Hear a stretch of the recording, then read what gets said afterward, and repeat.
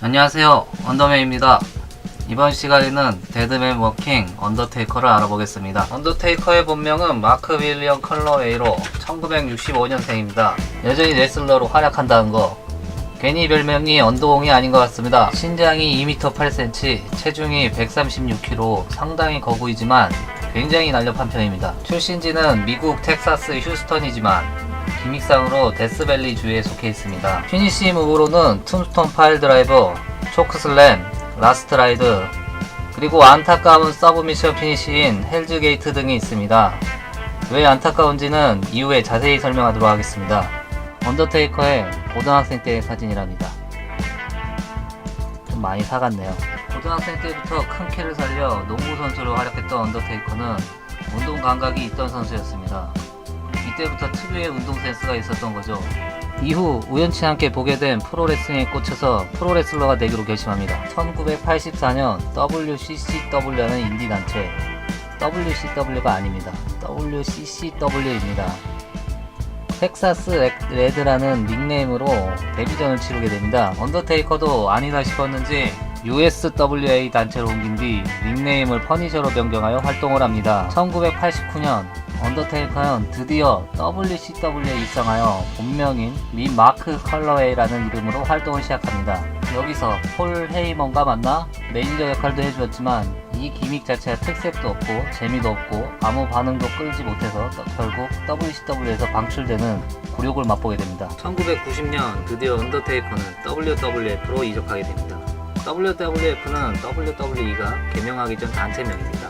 장의사 컨셉이 얼마나 무섭던지 어린이들이 언더테이커가 등장만 해도 울고불고 난리였습니다. 여태까지 이런 컨셉의 레슬러는 듣도 보도 못했거든요. 그야말로 장의사 컨셉으로 닉네임 디 언더테이커로 성공적인 데뷔를 하게 됩니다.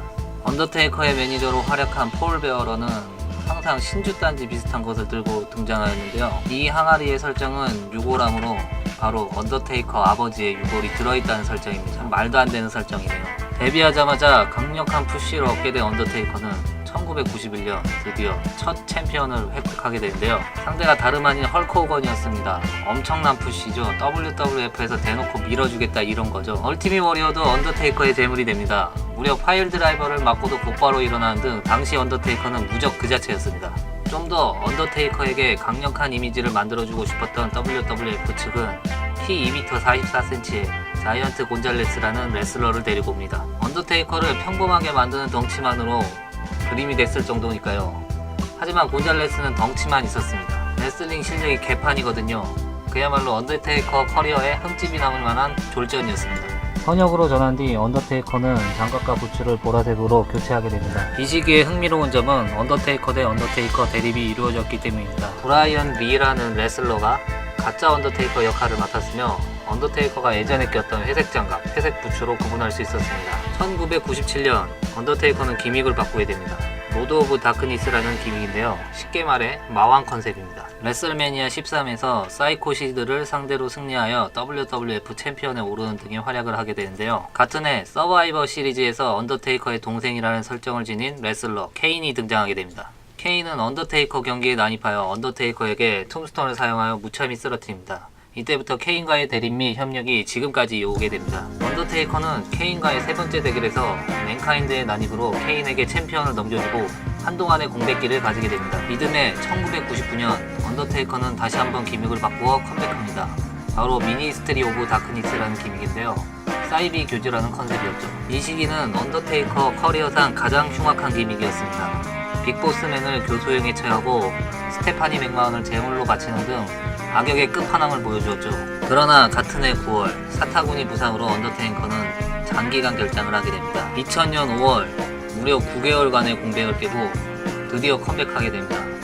언더맨이 가장 좋아하는 기믹 아메리칸 배드 에즈 기믹을 무장한 채로 말이죠. 언더테이커는 폭주족 컨셉으로 할리 데이비슨을 몰며 화려하게 등장합니다. 팬들은 난리가 났죠. 언더테이커에게 꼭 맞는 옷을 입혀주는 기믹이었기 때문이죠. 이 시기에는 선수들 안전상의 문제로 파일 드라이버 계열이 금지되어 툼스톤 파일 드라이버가 봉인되고 파워밤 계열인 새로운 피니시 더 라스트 라이드를 사용하게 됩니다. 동생 케인과 화해하고 최강의 태그팀 파괴의 형제를 결성하여 활약을 하게 되는데요. 인기와는 반대로 태그팀으로 활약하다 보니 메인 이벤트에서 멀어지고 경기 성적도 좋지 않은 시기였습니다. 인베이전 스토리가 끝난 후 언더테이커는 턴을 하여 악역으로 활동하게 되는데요. 빅 이빌이라 불리는 시절입니다.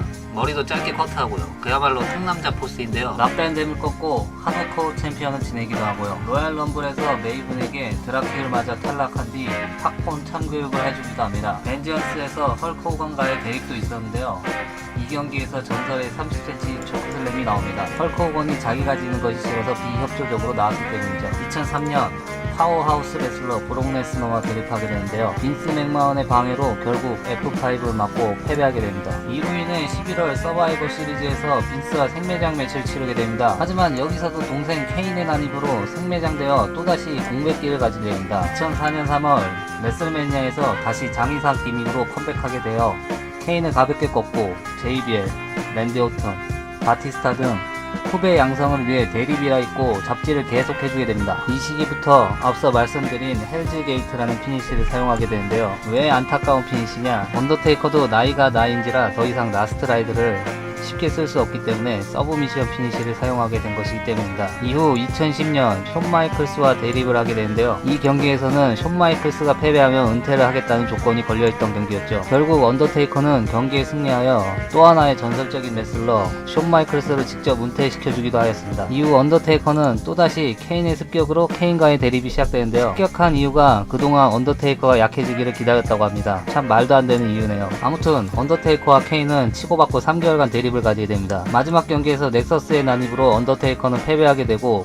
치료를 위해 다시 한번 결장을 하게 됩니다. 이후 1년에 한번 레슬매니아에서만 경기하는 일이 잦아졌고 팬들도 매년 이제 은퇴하는 것 아니냐라면서 걱정을 하게 됩니다. 2011년 7월 언더테이커는 스킨헤드에 가깝게 머리를 자르게 되고 다시 한번 브록 레스너와 레슬매니아 30에서 격돌하게 되었습니다. 언더테이커는 처절한 난투 끝에 브록 레스너의 피니시 F5를 연달아 맞고 충격의 패배를 하게 되죠. 그야말로 충격이었습니다. 팬들도 멘붕에 빠지죠. 언더테이커는 지금껏 레슬매니아에서 패배한 적이 없기 때문입니다. 전광판에서는 21대1로 확인 사살시켜줍니다. 관중객들은 믿을 수 없다고 야유하죠. 언더테이커가 패배함으로써 은퇴하는 것 아니냐 다들 추측하였지만 그 다음에 레슬매니아에서 다시 등장하게 됩니다. 레슬매니아 32에서는 브레이 와이어트와 대립하게 되는데요. 언더테이커는 의외의 좋은 경기력으로 승리하게 되어 은퇴설을 인축하였습니다. 여담으로 패배한 뒤 레슬매니아 전광판에서는 전적이 나오지 않게 되었습니다. 2015년 11월 케인과의 재결성을 한 뒤 브레이 와이어트의 와이어트 패밀리와 핸디캡 매치를 가지게 됩니다. 이 형제는 매번 싸워도 다시 화해하고 그러네요.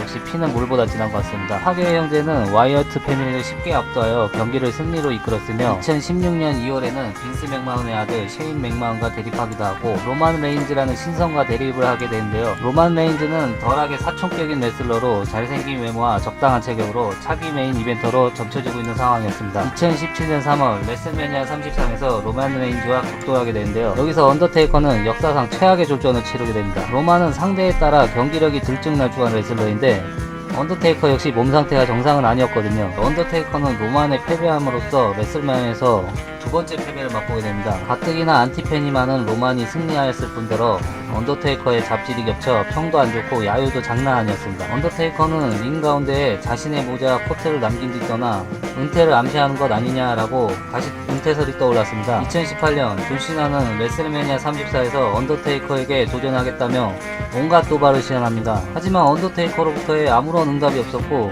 존 시나는 결국 관객으로서 참가하게 되는데요. 그러던 중 심판이 존 시나에게 무엇인가 말하고 존 시나는 황급히 백스테이지에 들어가 경기를 준비합니다. 그리고 언더테이커가 깜짝 출연하여 매치가 성사되는데요. 경기 시작 2분 만에 툼스톤 파일 드라이버로 존 시나를 격침시켜버립니다. 많은 팬들이 또 은퇴를 걱정하였지만 이번에도 난력한 움직임과 노련한 경기력으로 은퇴설을 잠시 미루게 되었는데요. 여기까지가 언더테이커의 행적이었습니다. 언더테이커는 1989년 조디린과 결혼하여 아들을 얻었는데요. 이후 1999년 10년 만에 이혼을 한 뒤 자신의 사인회에서 만난 사라와 2000년에 결혼을 하게 됩니다. 이후 WWE 각본상에서도 자주 등장하고 목에 사라 문신을 새길 정도로 각별한 사이였으나 2007년에 이혼하게 되었으며 미셸 맥쿨이라는 여성 레슬러와 사귀게 됩니다. 2010년 미셸 맥쿨과 세 번째 결혼을 하게 되고 목에 사라 문신이 사라진 걸 확인할 수 있습니다. 최근 근황 사진을 보면 미셸과 원만하게 지내는 걸 확인할 수 있으며 이마와 눈가의 주름을 봐서 세월의 흔적을 느낄 수 있네요. 그리고 언더테이커의 은퇴 시기가 얼마 남지 않았으며 그가 은퇴와 동시에 명예의 전당에 헌액될 것이라는 것은 분명한 사실입니다. 끝으로 언젠가 마지막 경기가 될지 모르겠지만 그때까지 멋진 모습을 보여주기를 팬으로서 기대해봅니다.